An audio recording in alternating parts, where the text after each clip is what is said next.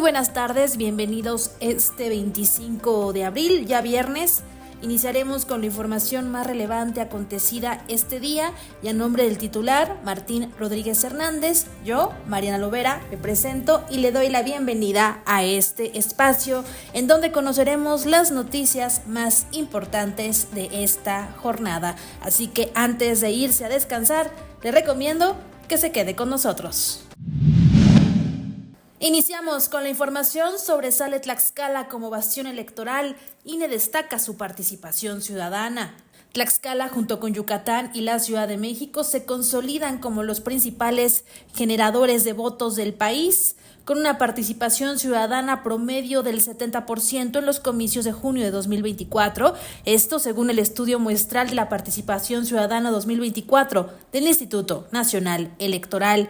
En contraste, Baja California y Sonora registraron los índices más bajos, con menos del 50% de asistencia a las urnas. Recordar que el promedio nacional es del 59.8%.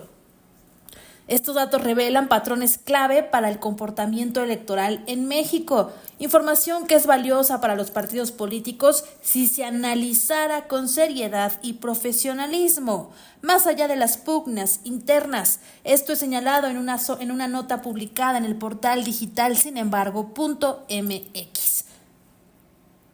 Un factor determinante es la mayor participación de las mujeres, cuyo voto resulta decisivo. En Puebla y Oaxaca, la diferencia entre mujeres y hombres en la lista nominal de electores supera el 7%, mientras que en la Ciudad de México, Veracruz, Hidalgo, Morelos, Guerrero y Estado de México, la brecha es del 5% a favor de las mujeres. De acuerdo con esta información, el 34.2% de la lista nominal de electores se concentra en 4 entidades: Estado de México, Ciudad de México, Jalisco y Veracruz. De las 10 entidades con mayor participación electoral, 8 son gobernadas por Morena: Yucatán, Tlaxcala, Ciudad de México, Puebla, Estado de México, Hidalgo, Campeche y Chiapas. Las otras 2 por el PRI y el Verde Ecologista de México. En cambio, entre los 5 estados con menor participación, 3 están bajo la administración de Morena y los otros 2 por el PRI y el PAN. Otra información importante es que los jóvenes son el sector menos participativo, ya que los ciudadanos de 19 a 29 años registraron los niveles más bajos de participación. Estos datos del INE refuerzan la importancia de regiones como nuestro estado, Yucatán y Ciudad de México como bastiones electorales, mientras destacan la necesidad de incentivar la participación juvenil, así como hay en el norte del país. Finalmente, se señala que el voto femenino sigue siendo un factor clave en los resultados electorales. El Congreso local en sesión extraordinaria aprobó la convocatoria que establece el procedimiento de elección de la presidencia de la Comisión Estatal de Derechos Humanos y de los integrantes del Consejo Consultivo. Esta convocatoria fue elaborada por las Comisiones Unidas de Derechos Humanos, Grupos Vulnerables y Derechos de Niñas, Niños y Adolescentes, así como de la Comisión de Puntos Constitucionales, Gobernación, Justicia y Asuntos Políticos. La convocatoria será publicada en el periódico oficial del Gobierno del Estado y está dirigida a todas las personas interesadas que reúnan los requisitos legales y de elegibilidad para que se registren como aspirantes. Asimismo, se invita a las asociaciones civiles, organizaciones sociales, asociaciones y colegios de profesionistas a que, en su caso, respalden a las personas que consideren idóneas para que se inscriban como aspirantes a ocupar la presidencia de la Comisión Estatal de Derechos Humanos y para integrar el Consejo Consultivo de la misma, para el periodo comprendido entre el 12 de junio de 2025 y el 11 de junio de 2029. Las personas que actualmente ostentan el cargo de presidenta de la Comisión Estatal de Derechos Humanos podrán hacer uso de su derecho de reelección conforme lo establece la ley de la Comisión Estatal de Derechos Humanos, así como el Consejo Consultivo de dicho órgano. La convocatoria establece que para ser titular de la presidencia de la Comisión Estatal de Derechos Humanos e integrantes del Consejo Consultivo, los aspirantes deberán cumplir con los siguientes requisitos: ser mexicano y ciudadano tlaxcalteca o, en su caso, habitante del estado con antigüedad mínima de 5 años a la fecha del nombramiento, estar en pleno goce de sus derechos políticos y civiles, acreditar capacidad y experiencia de al menos 5 años en materia de derechos humanos y en actividades relacionadas con la protección, observancia y promoción de los derechos humanos, gozar de buena reputación, no haber sido objeto de recomendación por parte de algún organismo público defensor de derechos humanos en México, no haber sido condenado por la comisión de un delito doloso ni estar inhabilitado para desempeñar cargos públicos, ser licenciado en Derecho con título y cédula profesional en cualquier otra carrera afín a las ciencias sociales o humanísticas, no ser servidor público de la Federación, el Estado o el municipio en el momento de la designación, no haber sido gobernador o servidor público de primer nivel en la Administración Pública Estatal, fiscal general de justicia del Estado, diputado local, senador, diputado federal o presidente municipal durante el año previo a la designación, no ser ministro de algún culto religioso ni miembro activo del Ejército o Fuerzas Armadas del país, aprobar el examen de conocimientos conforme a los términos de la presente convocatoria. Además, se llevará a cabo una evaluación de los aspirantes que incluirá un examen de conocimientos y un proceso de elección a cargo de las comisiones correspondientes. Estas comisiones considerarán la experiencia, el prestigio y la trayectoria profesional de los aspirantes. El dictamen correspondiente será emitido por el sínodo, quien evaluará la buena fama, el ensayo y el informe de resultados de las calificaciones obtenidas. Este dictamen, motivado, validará el proceso de selección de la persona titular de la presidencia e integrantes del Consejo Consultivo y contendrá los nombres de los aspirantes que resulten idóneos para ocupar dichos cargos. Y en más de los municipios, denuncias de extorsión sacuden Xicotzinco. Sobrino del alcalde opera con impunidad. Bajo la sombra del gobierno del presidente municipal, Juan Ramírez Ábalos, la corrupción en Xicotzinco sigue escalando. Ahora comerciantes locales denuncian que Israel Espinosa, a quien señalan como sobrino del alcalde, extorsiona negocios con el aval de su protector. A través de una denuncia ciudadana se indica que desde diciembre del año pasado, Israel, acompañado por una mujer que se hace pasar por funcionaria de protección civil, recorre comercios exigiendo pagos ilegales bajo amenazas de multas inventadas. Los afectados señalan que el municipio no solo encubre estos actos, sino que utilizaría a su familiar, es decir, a quien señalan como su sobrino, como brazo ejecutor para mantener el control a través del miedo y la extorsión. Uno de los casos más alarmantes es el de una locataria a quien le habrían tomado fotografías personales y que ahora amenazan con represalias si se niega a pagar.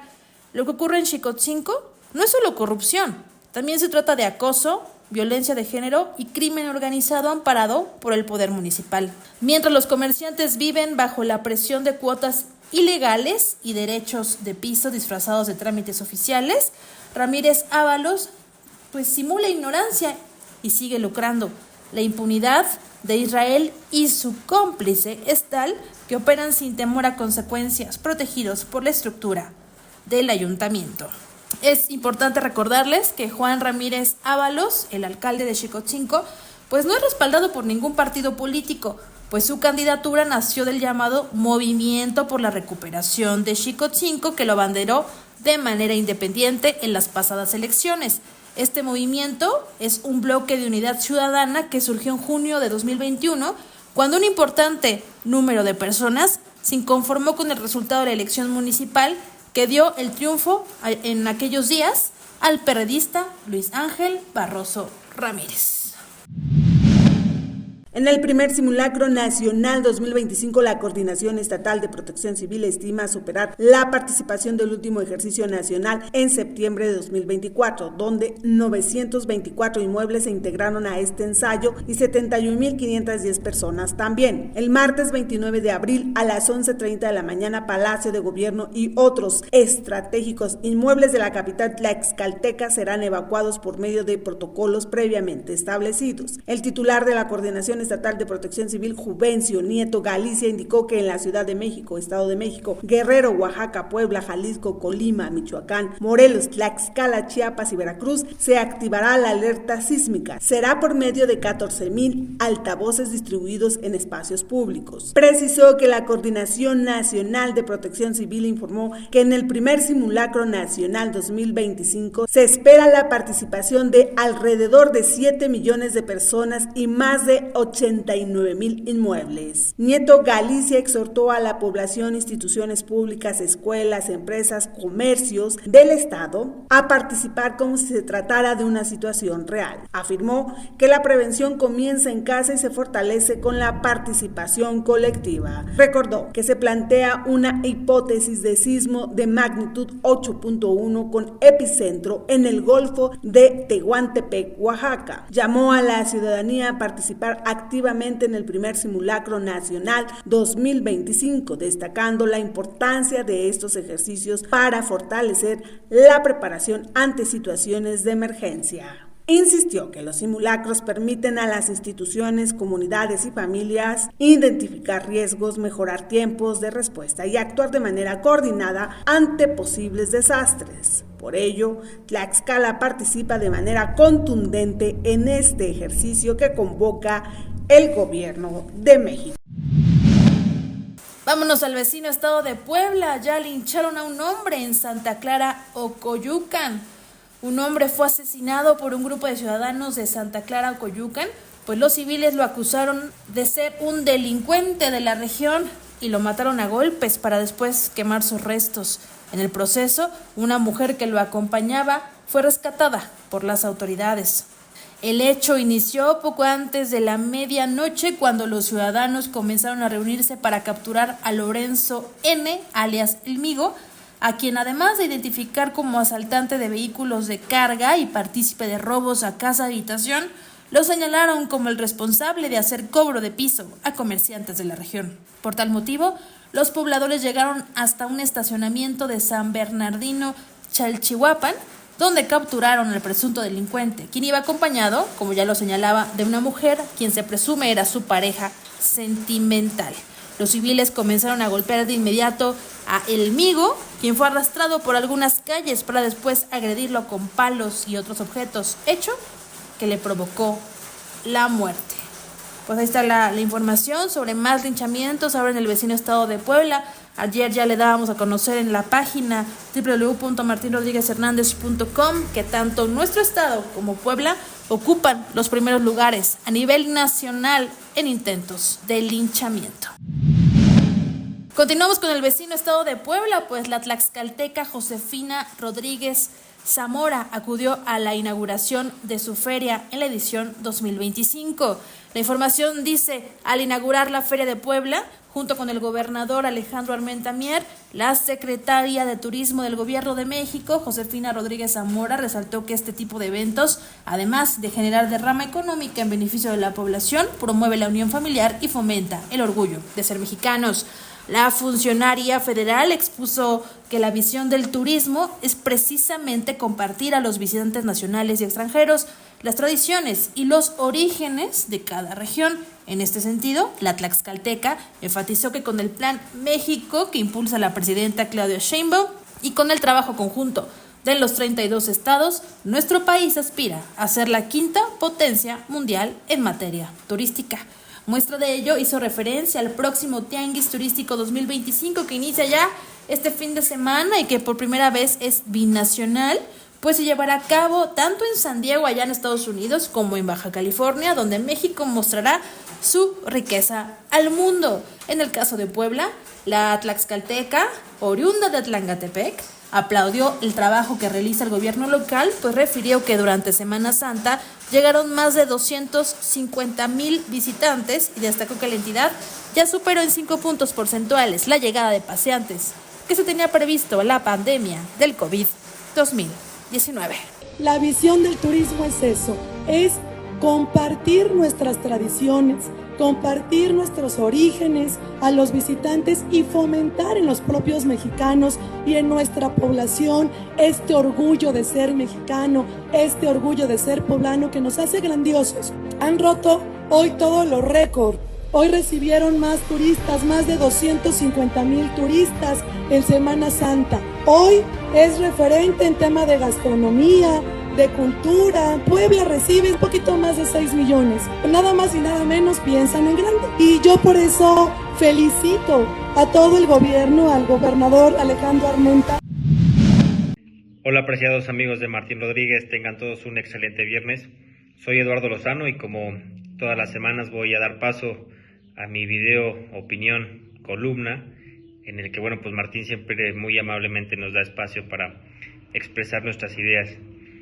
El día de hoy se titula Ornella y pues tras la muerte de uno de los hombres más influyentes, un gran humanista y sobre todo cristiano como es el Papa Francisco, me inspiré de una de estas entrevistas que van saliendo tras su muerte, de un amor que tuvo en su juventud y es una idea muy vaga, espero que les guste. Ornella. Si no me caso con vos, me hago cura, le dejó escrito Jorge Bergoglio a su casi novia de juventud, y sinceramente me parece el inicio de una gran novela. El amor es universal y también resulta ser la verdadera extensión de Dios en la humanidad.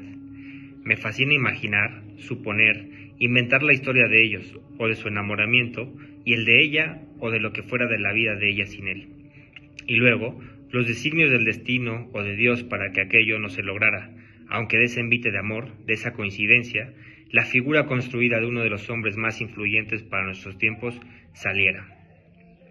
Es divertido figurarse que el Papa Francisco fue lo que fue por un arranque de amor no correspondido, por despecho, aunque esto solamente sea una vil suposición, porque la realidad es que aquel hombre tiene una vocación, una fe y un llamado descomunal.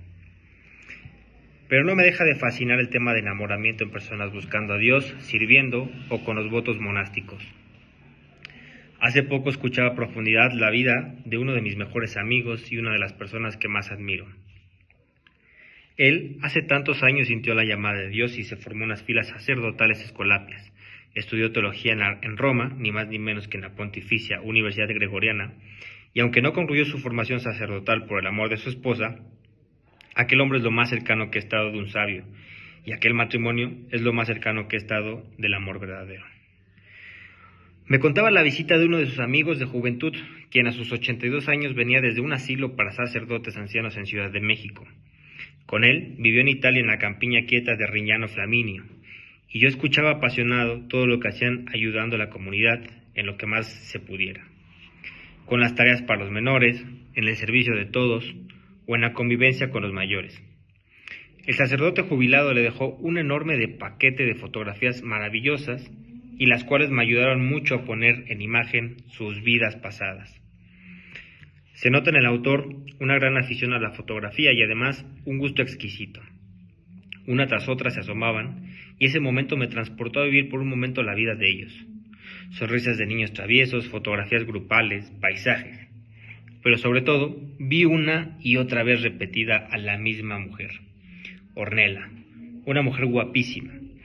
El estudiante sacerdote, ahora esperando el momento final en su asilo y quizá recordado lo que fueron sus ojos, la fotografió deslumbrantemente. En otras fotos, donde se le captura a él, siempre se le ve mirándola con devoción divina. No me hizo falta ningún comentario ni pregunta. Me quedé y mi amigo lo permitió con varias fotografías. Varias de Ornella. La que más aprecio le tengo es un momento de ella tocando la guitarra, entonando alguna melodía para él, deteniendo la guitarra con delicadeza y con los ojos escondidos de vergüenza, quizá. La miro una y otra vez, también enamorado de ella, y preguntándome si en mi vida será muy tarde para ir con el lema de si no me caso con vos, me hago cura. Pues espero que les haya gustado, amigos, recordando un poco la humanidad de todas las personas, desde luego también por aquellas que han pasado por los servicios de la fe. No dejan de enamorarse y de tener sentimientos, y lo importante es que se apeguen a sus votos, pero siempre hay historias bonitas por doquier. Soy Eduardo Lozano y nos saludamos la próxima semana. Finalmente, pues vamos con la información de la presidenta de México, que se dio a conocer hoy en la mañanera. El gobierno de México no censura a nadie, señaló la presidenta Claudia Sheinbaum. Aclaró que con la nueva ley de telecomunicaciones, el gobierno de México no busca censurar a nadie, mucho menos lo que se publique en plataformas digitales. Destacó que, en particular, el artículo relacionado a plataformas digitales tiene que modificarse o eliminarse, ya que ese no es el objetivo. Recordó que con esta ley lo que se busca es que gobiernos extranjeros no puedan transmitir propaganda política o ideológica en México, y también se busca que se recuperen atribuciones a través de la Agencia de Transformación Digital y Telecomunicaciones, así como de la creación de un nuevo organismo antimonopolio. Aseveró que en caso de ser necesario, antes de que la ley sea aprobada en su totalidad desde el Senado de la República, se abrirá una discusión para que asista el titular de la Agencia de Transformación Digital y Telecomunicaciones, Pepe Merino, así como expertos que ayudaron en su realización, para que pueda explicar el objetivo de esta reforma. Al desaparecer el organismo autónomo, pues entonces las atribuciones de ese organismo se separan, una parte en la Agencia Digital y otra parte en el nuevo organismo antimonopolio. Así queda, además del nuevo artículo. Ahora, hay mucha discusión sobre este tema. Una parte sobre un artículo que quedó ahí sobre plataformas digitales, en donde se establece que la agencia puede bajar las plataformas digitales. No tiene nada que ver con la censura por los contenidos. Se está dando una atribución a la agencia vinculada cuando el SAT establece que hay una plataforma digital que está violando o cuando alguna otra entidad. De todas maneras, ese artículo tiene que aclararse para que no demos ningún argumento a la oposición ni a nadie de que lo que queremos es censurar a una plataforma digital como Facebook, YouTube, etcétera, etcétera. Siempre hemos estado en contra de la censura. Entonces, ese artículo en particular, pues tiene que modificarse para quedar claro o eliminarse. Ese no es, digamos, el objetivo de la ley. No, si crea confusión y se piensa que es para censurar, nunca ha sido el objetivo, y en todo caso que se quite el artículo, se modifique la redacción para que quede absolutamente claro que el gobierno de México no va a censurar absolutamente a nadie, y menos lo que se publique en plataformas digitales. Sobre ese artículo que han armado un escándalo tremendo. Entonces, hasta aquí con la información, hoy viernes 25 de abril. Por supuesto que le deseamos que tenga un excelente fin de semana, que descanse, pero que también se mantenga informado con nosotros a través de nuestra página de internet www.martinrodriguezhernandez.com, así como de nuestras redes sociales. Nos encuentra como Innombrable en Facebook, Instagram y también en Twitter. También recuerda que estamos en TikTok y con nuestros canales de Spotify y también de YouTube. Siempre le llevamos la información puntual hasta sus hogares. Gracias por estar con nosotros y, por supuesto, a nombre del titular de este espacio, Martín Rodríguez Hernández, yo, Mariana Lovera Casillas, por supuesto que también me despido de usted y le deseo un excelente fin de semana. Hasta la próxima y cuídese de las lluvias y también del calor, ya sabe cómo está el clima. Hasta luego.